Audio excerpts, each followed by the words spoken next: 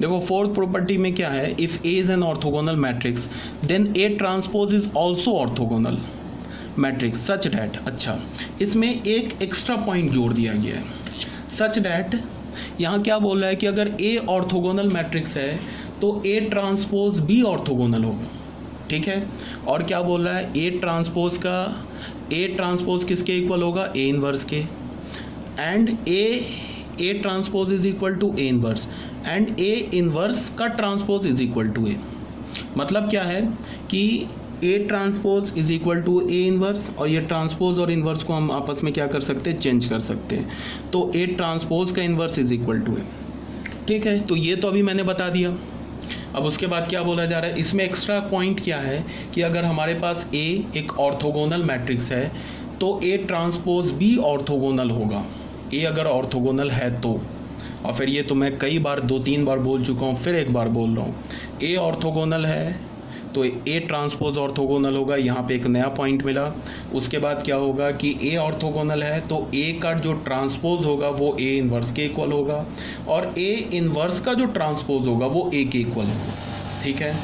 तो इसको हम प्रूफ कर सकते हैं, बहुत सिंपल सा है प्रूफ, देख लो फोर्थ पॉइंट का, जो हमारा फोर्थ पॉइंट है ना, इसमें नया टॉप पॉइंट क्या है कि ए को हमने ऑर्थोगोनल बोल दिया। हमें क्या प्रूफ करना है कि ए जो ऑर्थोगोनल मैट्रिक्स हमने बोल दिया, तो हमें क्या प्रूफ करना है कि जो ए ट्रांसपोज होगा वो भी एक ऑर्थोगोनल मैट्रिक्स होगा, ठीक है। तो हमने क्या किया कि ए ट्रांसपोज को हमने बी लेट कर लिया, ए ट्रांसपोज को हमने क्या बोल दिया, बी। अब गिवन क्या है, ए तो ऑर्थोगोनल है तो ए इंटू ए ट्रांसपोज ये तो आई के इक्वल होगा। क्यों होगा, रीज़न क्या है, ए इज ऑर्थोगोनल, ये तो गिवन है, ए इज ऑर्थोगोनल मैट्रिक्स, समझ रहे हो ना बात को। ये वाला जो चीज़ है ये तो गिवन है ना हमारे पास, ए को ऑर्थोगोनल बोला। हमें क्या प्रूफ करना है कि A transpose is also orthogonal, तो हमने क्या कर लिया, ए ट्रांसपोज को बी बोल दिया। तो अब हमें क्या करना है कि बी इंटू बी ट्रांसपोज हमने कैलकुलेट किया, तो बी क्या मिलेगा हमें यहाँ पे, बी तो है ए ट्रांसपोज के इक्वल लिख दिया, ठीक है।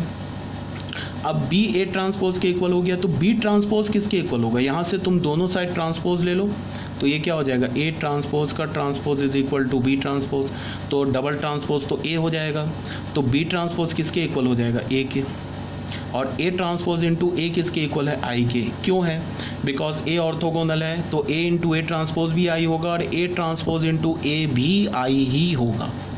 तो हो गया, बी इंटू बी ट्रांसपोज आई मिल गया, तो बस हमें क्या हो गया, बी हमारे क्या हो गया, बी क्या हमारे पास, वो किसके इक्वल हमने माना, ए ट्रांसपोज के, इज ऑल्सो ऑर्थोगोनल, ऑर्थोगोनल हो गया, हेंस प्रूफ हो गया। देखो 2 लाइन में प्रूफ हो गया, ठीक है।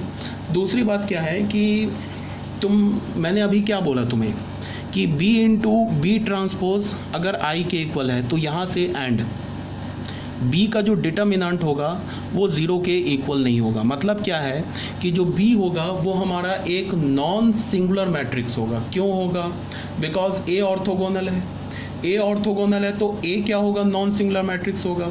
तो हमें पता है कि अगर ए नॉन सिंगुलर है तो उसका ट्रांसपोज भी नॉन सिंगुलर होगा। क्यों, क्योंकि अगर ए नॉन सिंगुलर है तो यहाँ देखो ए नॉन सिंगुलर है, तो ए नॉन सिंगुलर क्यों है, बिकॉज ए ऑर्थोगोनल है। अभी मैंने बोला है कि ऑर्थोगोनल मैट्रिक्स का डिटर्मिनेंट या तो -1 होता है या तो 1 होता है। तो यहाँ से हमें क्या पता चला, ए हमें क्या मिल गया, एक नॉन सिंगुलर मैट्रिक्स हो गया, ठीक है। तो मैं बोल रहा हूँ कि जो बी है वो भी नॉन सिंगुलर होगा। क्यों होगा, बी मैट्रिक्स किसके इक्वल है, बी मैट्रिक्स इक्वल है ए ट्रांसपोज की, ठीक है। तो अगर मैं दोनों साइड डिटर्मिनेंट लेता हूँ तो ये क्या हो जाएगा, ए ट्रांसपोज का डिटर्मिनेंट, ए ट्रांसपोज का डिटर्मिनेंट ए के इक्वल होगा, और हमें पता है कि ये डिटर्मिनेंट ए 0 के इक्वल नहीं है। तो यहाँ से हमें क्या पता चला कि डिटर्मिनेंट बी भी 0 के इक्वल नहीं है। तो यहाँ से हमें क्या पता चला कि B is also non singular, non singular, समझ रहे हो ना मेरी बात को, नॉन सिंगुलर मैट्रिक्स, ये भी बी क्या हो जाएगा हमारा, एक नॉन सिंगुलर मैट्रिक्स हो जाएगा।